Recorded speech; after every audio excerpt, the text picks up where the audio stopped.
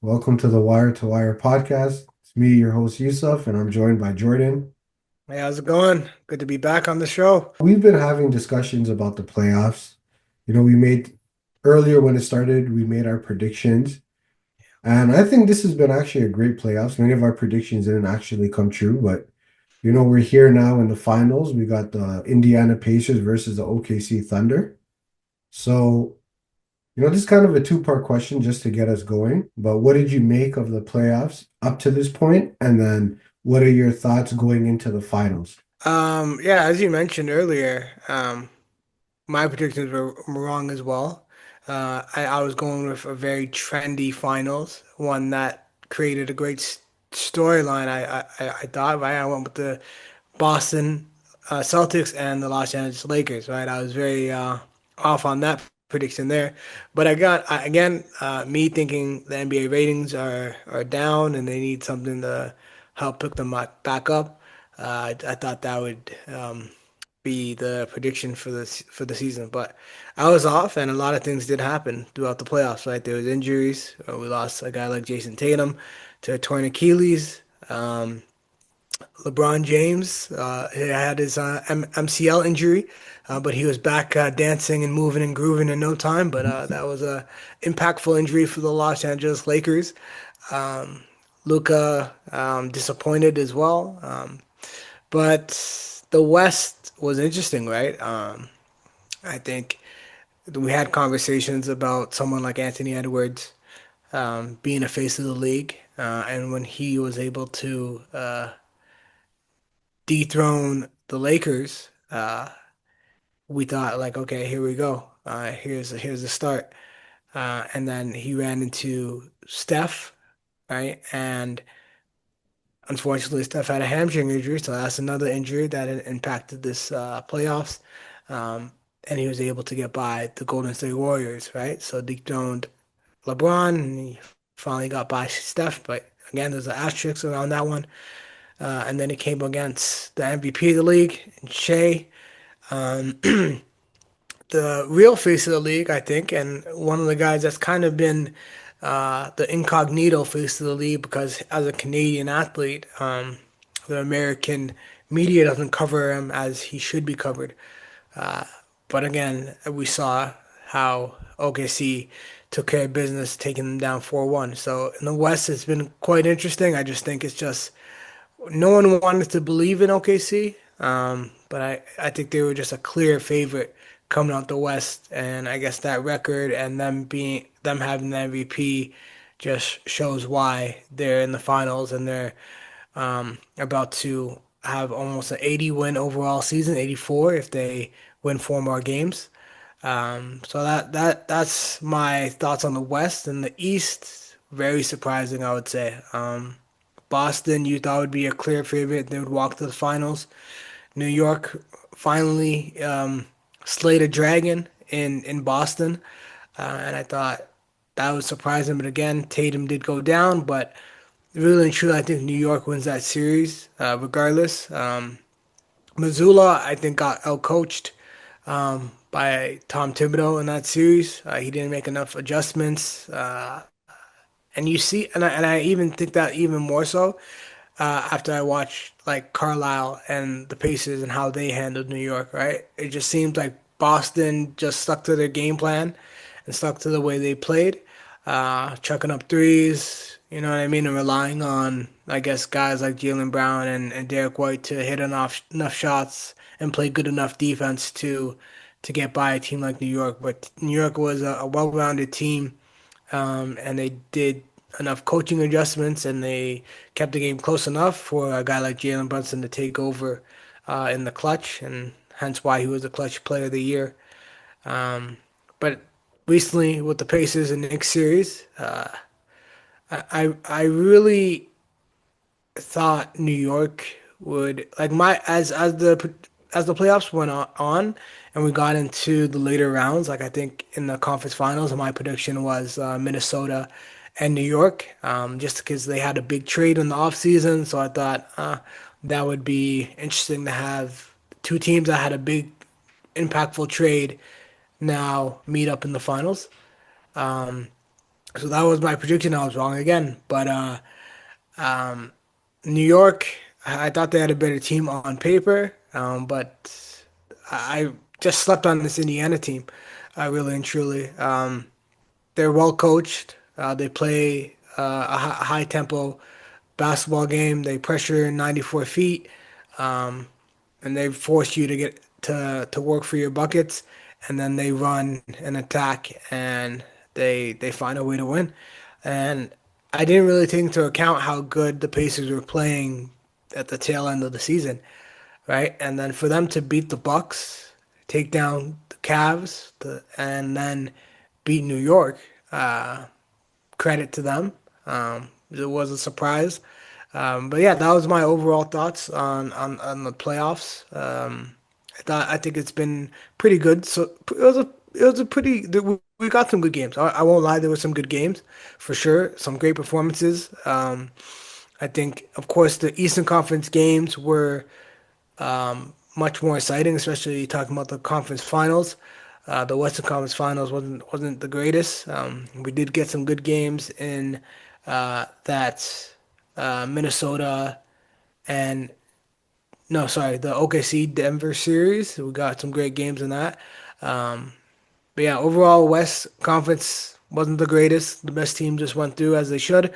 Eastern Conference, again, we have an upset in the fourth seed being in the final. So yeah. Yeah, I was very impressed with the playoffs this year. I thought I thought that there was a lot of physical basketball that was being played, and I think for the most part, the refs were kind of letting the guys play through contact at certain points. And one thing that I really liked actually is there was always, not always, but we would see skirmishes happen, especially in the earlier rounds. You would see guys get in each other's face, and then there'd be like, pushing, banter, holding each other back. And to me, I kind of took that as masculinity is making a return back to the NBA, that, these guys have been kind of suppressed for so long, and now their true competitive nature is kicking in. So overall, I think these playoffs were a bright spot for the NBA and they're entertaining to watch.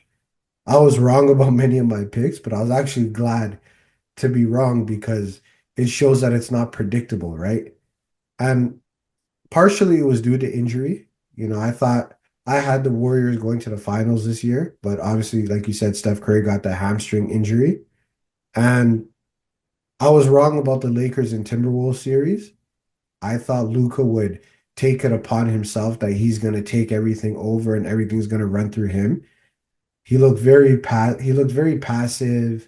He wasn't aggressive enough, right? And I love that Anthony Edwards was punking LeBron, right? Like this guy's pushing him, bumping him in his chest, and LeBron's like looking to the ref to bail him out because he has no idea what to do in those kind of circumstances because he's never been punked like that for quite some time. Overall, I was very impressed with it.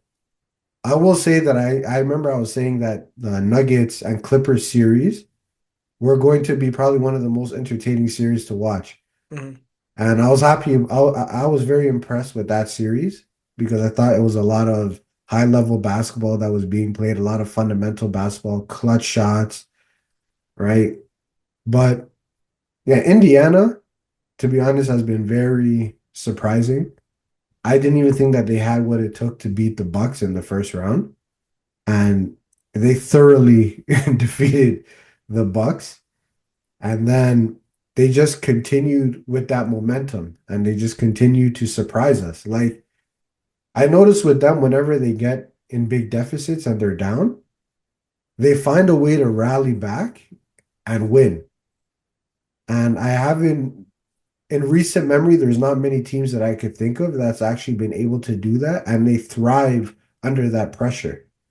So they definitely deserve to be exactly where they are now in the finals. Like they fought for that spot, they earned it. In regards to this final series, right? I think I think that they're going to be more of a threat than people realize because the level of physicality that they play with, I think at the very least in game one will overwhelm OKC because OKC I mean, I don't like this whole free throw merchant thing that they throw on SGA. I don't think he's a free throw merchant. I think he's really good at getting foul calls and he can make his free throws, right? So if the refs force OKC to have to play through contact, are they able to adapt? Now, I think they're a talented enough team and a well-rounded team that eventually they will be able to, but I could see potentially the Pacers stealing game one in a surprise because I think that level of physicality is something that OKC has not seen in the playoffs yet. And OKC, to their credit, they're one of the few teams that I can think of that they can have a minor league, sorry, a minor, yeah, a minor lead, right?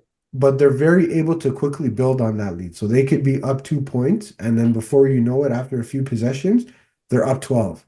It's like, how the hell did that happen? Yeah. Right? But Indiana's also really good at narrowing deficits and Mhm. then eventually overtaking the game. So I could see them stealing game one. Ultimately, I think OKC will win it in six, Mhm. but it's going to be a very difficult and hard-fought series for them. Uh, my only issue with this matchup is the Indiana offense against this OKC defense, especially in the half court.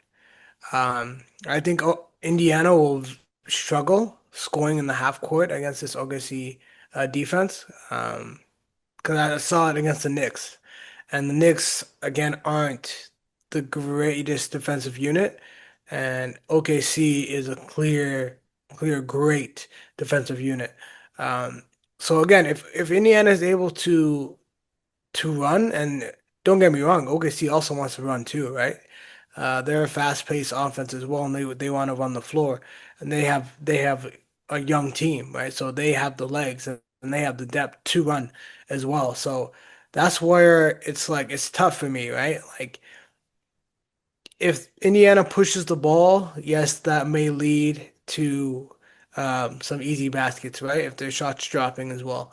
But if OKC is able to get back and recover, or if OKC is making shots, which they make their shots, right? We saw in the Minnesota series, they were making their shots, so it's a lot of half court. It was a lot okay. Now, um, Anthony Edwards, ISO ball, and then you get double teamed, and then he's running out of options, right?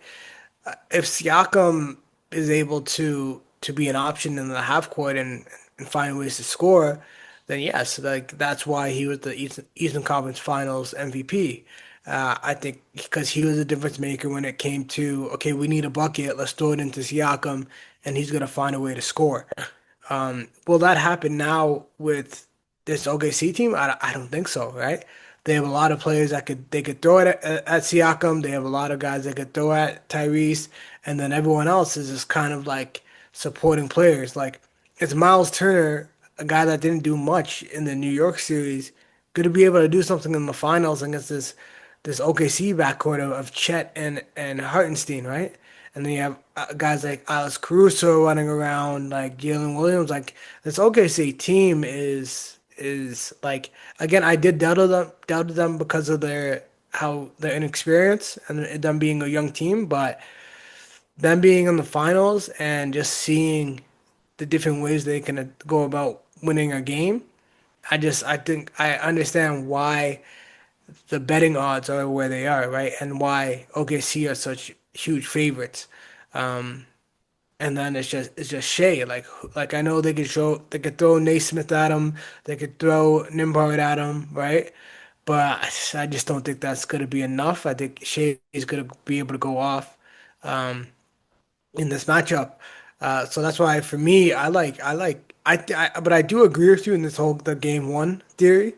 I I think there is a possibility that Pacers could close off a deficit and almost similar to the New York game where they were down 20, came back, and then again it should have been a game winner, but it wasn't by a toe. But they won in overtime. I think they could do the same thing and find a way to win in that game. So I I think they could still win, but I'm gonna go with OKC in five.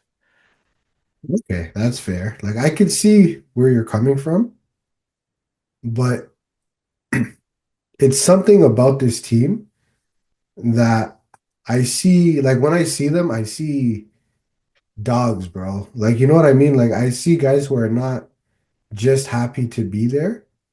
They're gonna give everything that they have, and I think they'll at least try to make it challenging for them. Hmm. So, for example, like you brought up the Knicks series, but even if you go back and look at the Cavaliers series, a vast majority of those games, the Cavaliers were up big. Hmm. And I was saying this even at the beginning of the playoffs, the Cavaliers and OKC, they're almost similar, like in playing style, yes, but also too, just in terms of like the way the teams are constructed. Yeah, Dynamic, they have dynamic guards, energetic guards. They have some good size on the team, pause.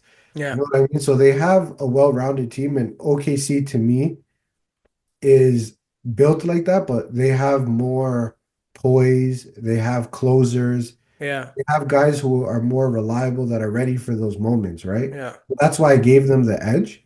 But I think with the amount of time that they've been off, plus when you look at the fact that the Pacers just are recently coming off of a hard-fought series, the momentum will slightly be on their side more, only Hmm. because they kind of have that muscle memory.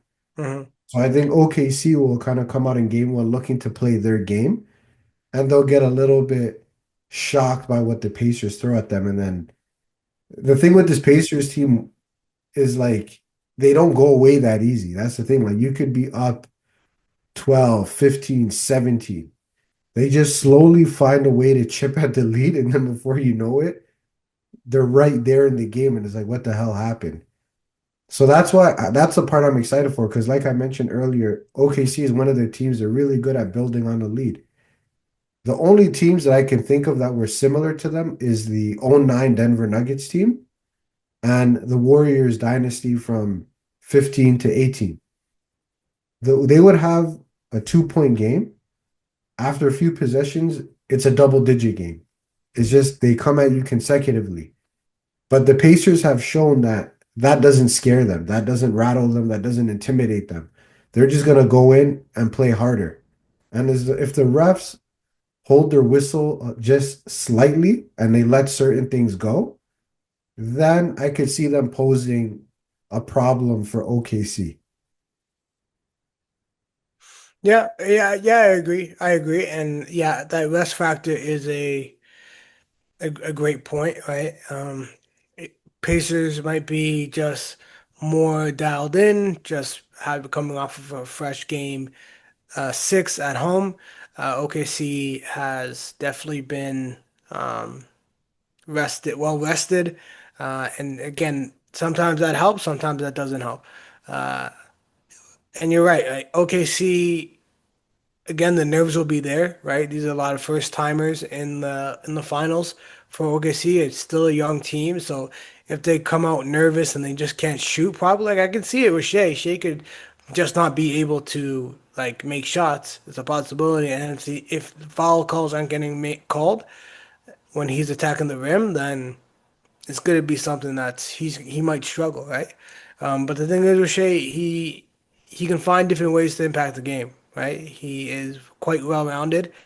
He was known for his defensive prowess prior to him being an offensive player, right? So he can impact the game, whether it's steals, blocks, just in being in the rotation defensively. And getting assists and rebounding. Like you can find different ways to impact the game. So it'll be interesting, right? Again, obviously the young players and the depth and the bench is going to play a huge role. But who would you say has the coaching edge in this one? A guy like Rick Carlisle, been to NBA Finals before, just a very veteran coach, a savvy coach, makes great adjustments. And then you have the OKC coach, forget his name, but he is having a great season. He's been with this OKC unit for a long time now. Um, I feel like it's interesting, but for me, I know where I'm leaning, but I'm interested to hear your thoughts on the coaching matchup. And this is a tough one because Rick Carlisle, like you mentioned, is more experienced and he has more, like he's more experienced, right? And he is more vocal. But honestly, I'll probably lean towards Mark Daigneault despite all of that. Mm, The only reason being is because if someone handed you a sheet of paper hmm. and they showed you this OKC Thunder team, Yeah. their names wouldn't jump out at you. Like if you look at the fact that they even won 68 games, right? Hmm. Their names like SGA, Chet Holmgren, Lou Dort, Alex Caruso, like these names, like they're good players. We know we watch them, we see them play. They're good players, great players even, but their names don't jump out of you. It doesn't scream dynasty, right? But he's managed to elevate them and bring them to this point in a very difficult Western Conference, right?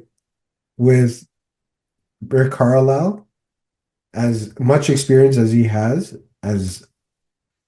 as much success as he's had, I like you can only coach so much when you have like a roster limitation. You know what I mean? Hmm. Like he's you could even make the case that he's already maximized as much as he could out of his team just by them being here, right? Hmm. But then what 100%. other Yeah. but then like Surpassed what that, to be honest. yeah. So it's like what other gear could he unlock out of these guys that he didn't unlock already bringing them here? That's just Yeah. how I'm looking at it from like I think the OKC coach, I think he was able to get them to buy into an actual system. Hmm. And he's managed to at least create a locker room environment where they have that camaraderie, where like they're Yeah. doing post-game interviews together, they're doing commercials together. I think it's a byproduct of the culture that he kind of cultivated in the locker room. Mm, Rick Carlisle's more so that overachieving coach who relied on his experience to get the most out of these guys. That's just how I see it. mm. And what Yeah, about you? that's a nice approach to, or a nice angle to your decision for sure. Yeah, for me solely, I'm just going off experience factor in Rick Carlisle. Um, and I just feel like he has that coaching edge just based off the experience when things get rough. Like as we mentioned, this is a team that's been down uh, numerous times in the playoffs, and he's called timeouts at the right times. Made the right adjustments. He's found ways to get his team riled up to um, force comebacks and wins, right? So just seeing what he's been able to do and the adjustments he's made throughout the playoffs, like I'm just giving him the edge. I think Mark Daigneault definitely created a culture, but that culture has been ingrained, I guess, throughout the whole season, and like it's almost like the guys already believed into that culture and bought into that culture, sorry. Um, and it's just like now it's like how he manages the timeouts and runs and stuff like that.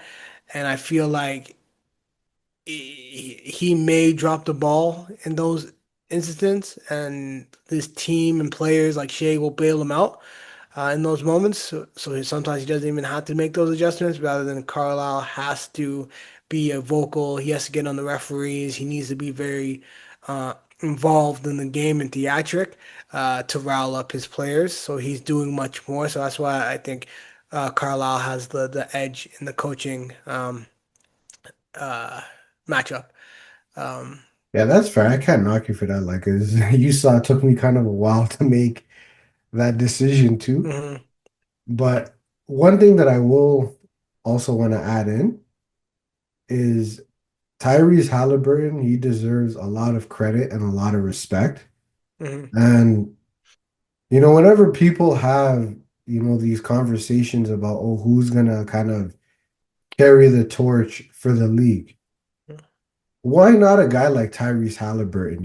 Like, because when you really think about it, this is a guy who's playing in a small market city, but he's thriving there. He's putting on clutch performances in the playoffs when it matters most. And You see the way like he's kind of trolling the fans, the way he's doing like the Reggie Miller celebration Hmm. at the Knicks. So he's good at, playing the villain role, but he doesn't take it too far.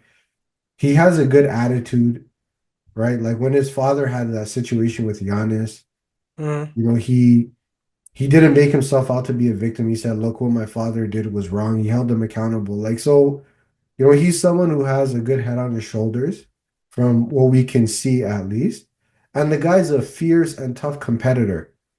And he's been a huge surprise in these playoffs. When he was rated the most overrated player amongst his peers, he Hmm. didn't make himself a victim, right? He didn't go on a campaign complaining and getting emotional. He just let his play on the court do the talking. So I think a guy like him, he should be in these conversations where we're talking about who's gonna, carry the league moving forward. He should be one of the names that's mentioned. Like the playoffs is where reputations are made. Yeah. So guys like SGA, guys like him, they belong in those conversations. Yeah, 100%. But I feel like it's difficult if he's not a guy, if he's not the best player on the team. And I personally think Pascal Siakam is the best player on the team. Um, he's just not like a guy that stands out. He's behind the scenes. He's your just blue collar guy, comes here, does the work, goes home, right?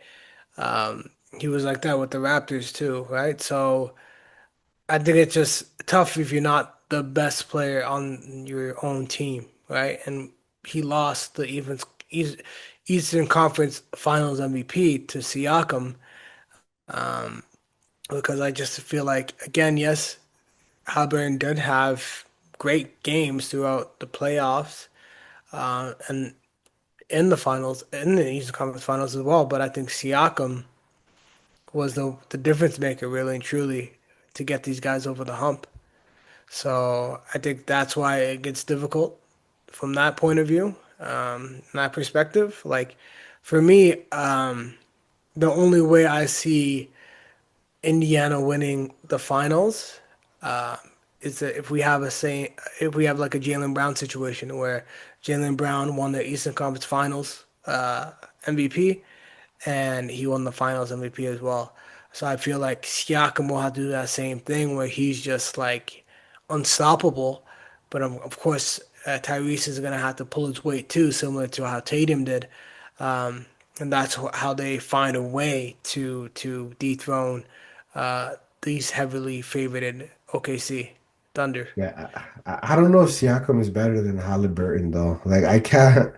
I Like don't I know, know he man. won the Eastern Conference Finals MVP, which actually kind of surprised me to be honest, because Hmm. I thought it was Halliburton to be honest. Like I thought he kind of had it in the bag. But that's just because of the marketing But of I the think it was marketing just of also too Tyrese. like just using the eye test because when the games were on the line, right? He had the ball in his hands. Like he was making the key shots when it mattered most. He was making a lot of big buckets that kind of served as a catalyst for a lot of these comebacks, Hmm. For sure. right? And I think, to be honest, I think what it was with Siakam, I think there was a lot of skepticism about him. Mm. And then I think he elevated his performance after that skepticism that made people say, okay, you know what? He kind of played more consistently than we thought he would. And I think it was a recency bias that they gave it to him, to be honest. It's a possibility, right? But I'm looking at his stats now. Uh, game two, he had 39. Game game two, yeah, game two he had 39. Game five he had 30, and then game six. No, yeah, game two he had 39. Game four he had 30, and then game six he had 31. Right? Um, and then for him to, and then the other games he had 15, 17, and 17. Right? So he was quite impactful throughout the whole series with New York, to be honest. Um, and then I'll quickly pull up Halliburton's numbers for the series, and yeah, I understand Halliburton dominates the ball, right? He is the point guard, right? And he does live for those big moments, right? But yeah, looking at his stats, he had he had two 30-point games, um, and one being the 32, 12, and 15 with zero turnovers. That game was definitely one of those that you would think he cemented the Eastern Conference Finals MVP with that game and that performance. But he did have, like, I wouldn't say it's a dud because it's almost what he does when he has a game like 14 and 11 assists. That's a very Halliburton game.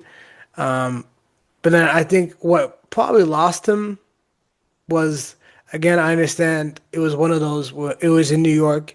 New York was probably going to win. Indiana took that approach was give him this game and then we'll close him out at home, right? And then that game he only had 8, 2, and 6, right?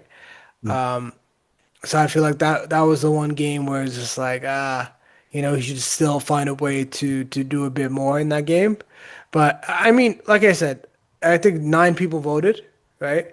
And it was a 5-4 vote, right? And so you could be right in your recency bias and it being that game 6 where Siakam had a slightly better game in that game, right? So you're not wrong. Because I mean, I guess like yeah, because Siakam, I guess he was kind of like I guess he was like kind of a silent killer then Yeah. because like yeah, because I'm looking at it now, like his numbers didn't really like now the numbers are standing out to me, but at the time it was happening, I guess because he was getting in the flow of the offense, Mhm.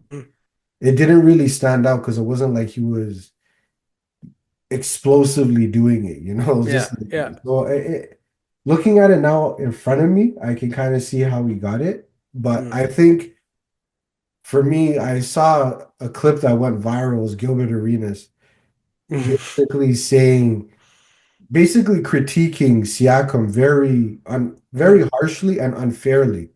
And that clip was going viral. And then after that clip went viral, then Siakam suddenly started performing very well, performing at a high level. Mm. So I think that kind of also too made the voters say, well, we're critiquing him very harshly, and now he's delivered.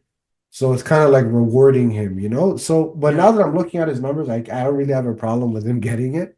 Yeah. I think like, yeah, if that's a guy, that's the numbers he was putting up, then it's well deserved, you know? Yeah. So Yeah, we've always had harsh criticism for Siakam, just when he was on the Raptors and he was always doing his little spin move, and we call him like the spinneroni guy. Even OG, I feel like OG as well. We thought his game was very limited, didn't think he could do much, but we're seeing both of them that they had a great series, both former Raptors, um, and it's almost like I feel like both of them have elevated their game. We do tend to see this with Raptors, except for Van Vliet. But we do tend to see Raptors go on to other places and thrive. And I do see it in OG and in Siakam. These are two players that both I feel like elevated their game and look like much better basketball players and like borderline all stars. I mean, Siakam is an all star, but OG looks like he could, if he was the second player on a team, he could be an all star. yeah, you see how crazy narratives are sometimes because when you look at Siakam, OG, and Van Vliet, right? Hmm. The narrative is that Van Vliet is the star Yeah. and OG and Siakam are system guys. Hmm. But now that all three have, left the nest, so to speak, we're seeing that no, OG and Siakam are actually good basketball players. And Van Vliet was the Raptors system guy Yeah. because, 100%. but the narrative when they were all here was the complete opposite. And Hmm. I think, yeah, a lot of it is narrative, right? Because Van Vliet is signed to Clutch Sports. But then Is also, too, I think a lot of it that a is movie company? it's a Creative agency? It's it's a mob at this point, bro. It's a mob that's holding the Yeah. NBA, that's extorting the NBA. But like, it's narrative, and then also too what it is as fans, people like the flash and they like the flair. So they like the guy that can, stand on the perimeter, take a lot of threes, do a Hmm. crossover dribble, step back and take a crazy three-pointer. Hmm. Doesn't make them often, but when they do, it's a big deal. Versus the guys who, do the role and do it very well. Like Siakam he has a strong mid-range game, fundamentally sound, has an effective spin move, and Anunoby, he'll do what you need him to do when it's time to do it. So if you need Hmm. him to be a defender, he'll be a defender. If you need him to be a 3 and D guy, he'll be that. Hmm. Right. So, and I think this could probably be a larger conversation that we're not going to have now, but it kind of goes to show even the way basketball is discussed, always the flashy guys prioritized over the guy that's fundamentally sound. And that's why a guy like SGA is so dominant. Hmm. If you look at the way we discuss Anthony Edwards, incredible basketball player, great athlete, but his game is just like he resorts to threes a lot, right? Yeah, and But we if you saw look that at a lot. Yeah, in this yeah, series. Yeah. but if you look at a guy like SGA, he gets criticized for his game. But the reason why he's so unstoppable is because he understands how to use the mid-range well. Hmm. And he knows how to like play with his back to the basket and then use that as a way to create separation and space to get a mid-range shot off. And because guys have no concept of what to do in the mid-range, they don't know how to incorporate that into their game, and then they don't know how to defend it. Yeah. And literally, if you can unlock the mid-range game, the game comes easy. Because you mentioned it earlier, SGA started off as a defender, right? Kawhi Leonard started off as a defender, Hmm. and then he expanded on his game. He added the mid-range. Kawhi Leonard on a good night will look like a mini Jordan or a mini Kobe, right? Hmm. And look how effective he was. Like, I really think if he had better knees and his knees could hold up, he would have a lot more success than he had now, especially in the playoffs. Hmm. Look at SGA, how dominant he is. And when people watch, it's like they see what he's doing, but they can't understand how he's doing it. Like the guy just he knows how to get to his spot and he doesn't have to rush to get there. He could take his time and get there anytime he wants. Yeah, And then I was recently talking to my friend about SGA, and he gave me the stat that I think in the last 3 years, SGA is leading in drives to the basket, right? So the whole merchant narrative, right? Like again, if he's leading for the last 3 years in drives to the basket, like you don't think the refs are gonna notice that and be like, okay, like we gotta call fouls if he's the only one driving, right? And and he's searching for contact and he's getting like contacted as well. So um, I feel like what his game is so fundamentally sound and he could almost be like this generation's I know kind of a hot take, but just like him being the one that's the fundamental guy when everyone else is like flashy, he could be this generation's kind of like Tim Duncan if he's able to get to that type of greatness and win, right? So I just think that, and it's that flashy, it's not that like marketable, but if it's resulting in wins, right? That's what Timmy did. yeah, but this whole like free throw merchant thing, to be honest, I think a lot of it stems from like frustration that he actually makes his free throws. Because if he was He does bricking make free, them. like if he was a 65% free throw shooter, guys wouldn't care that he gets to the line. Hmm. In fact, they probably want him to get to the line, say, "Oh, they should do a hack at SGA." Right? It's the fact that he knows how to he's very clever and he knows how to get to his spot. And when he gets to the line, he'll connect on his free throws. Yeah. So he's the kind of guy that yeah, you hate to go up against, but you would love for him to be on your team. Yeah, and his game is very like remnant to like 2000s basketball with the whole mid-range. Like Kobe used to get to the free throw line all the time, right? Uh, We saw it when he played the Raptors and they got 81, right? Yeah. So, And that's why, like, when Like I laugh with these people on the internet saying like, "Oh, we're done with that era. That era was weak." Like that's why a lot of times when you see guys from that, like that's why if they played in this generation today, they'd cook because stuff that these guys cannot defend, they would do easy, right? Like the best players from that time, the Kobe's, the Iversons, even the Tracy McGrady's, the Carters, like they knew how to get to the rim, but they also had a good mid-range game. Mhm. Guys today, like they're clueless on how to defend SGA. Yeah, Like, and that's why I say a guy like Anthony Edwards, if he just laid off the threes yeah, and just took a page out of his book, like he would be unstoppable. Like, yeah. I think Ant's gonna have a crazy offseason. I think he learned a lot from this OKC series, and he like said, "Wow!" Like, because I remember the clip that was going around prior to the series with Minnesota was the whole Stephen A. Smith talking to Anthony Edwards, and he mentioned Shea himself and Luca, and then he said that I'm the best out of those three. Um, but then what he quickly learned in the series was Shea's a better basketball player than him, right? yeah, And he was almost defeated about it. Like you could see it. Like I never seen Anthony Edwards as like humbled until I watched that series. Like when they were just getting blown out, like he didn't know what to do, right? And he just then resorted just to chucking up threes. Just that's the only way I could do it because I legit can't just go toe to toe, get through these guys and get a bucket. Like I can't compete, right? And I think he got very humbled by this moment, and he's gonna come back strong next year for sure. And we're gonna see some change in his game. I think he's gonna resort to even trying to drive more and get fouls because he wasn't getting fouled. Like he was driving. And he would never get foul calls, is what I noticed. And he'd be like, why am I not getting foul calls? But then you also shoot a lot of threes, right? And then he's just like, oh, I understand it now. Like lethal shooter, I understand it now. yeah. So I think next season we're gonna see a lot of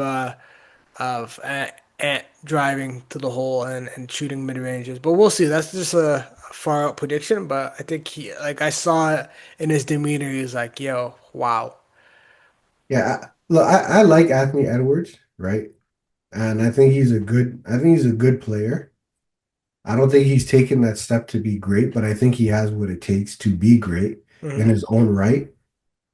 And I'm not gonna lie, when he made a comment, I think it was last year, he kind of made a comment that, oh, Michael Jordan was the only skilled player of his era. I was a little bit disappointed that he would say something like that, ignorant. But earlier this season, I remember he said that he had a conversation with Michael Jordan, and Michael Jordan was teaching him how to come out of double teams, right? So that kind of gave me hope that okay, this guy was just saying that, for trolling purposes and that he actually does understand how things work. And I really do believe that he's getting somewhat mentored by MJ because certain things he says where it kind of is something that MJ would have said. So for example, like if you notice like post game, he's always giving his teammates credit. You'll see like, oh, Nas Reed really stepped up and did this. Oh, Dante DiVincenzo stepped up and hit some big shots. Mm. He's not quick to take credit. Yeah, And that's what Jordan used to do. Jordan used to say, oh, cool coach did this or Scottie yeah. Pippen Steve did Kerr. it. Yeah. Yeah, Steve Kerr. Like, so he always was the first to give credit. And then I watched like that vlog he did where he was like, oh, Lakers in five, and he was trolling, Shannon Sharp and those guys, right? And the way he was kind of talking like someone that doesn't care about fame or nothing. He just cares about hooping. And I Mm, think that's something kind of Jordan taught him, like, hey, don't chase that stuff, chase the game, and all mm, of that will follow. So I think he's kind of internalizing it. The reason why I'm saying is I do think this off season, he's gonna have a conversation with him and say, hey, listen, here's the stuff that you need to do. Like you saw what happened with SGA, you saw the gap, but the thing with him is he has speed and athleticism. mm. So if he was to incorporate some of those things, he would be able to do it effectively because he has what SGA doesn't have, right? But SGA fundamentally has the edge right now. So I think what you're saying, there's merit to it. And I do think this offseason, he needs to get back in the gym and Hmm. just incorporate those elements to his game. Like if he doesn't work on anything else, just work on those two things, Yeah. and the league will have no answer for him next year. Yeah, I agree.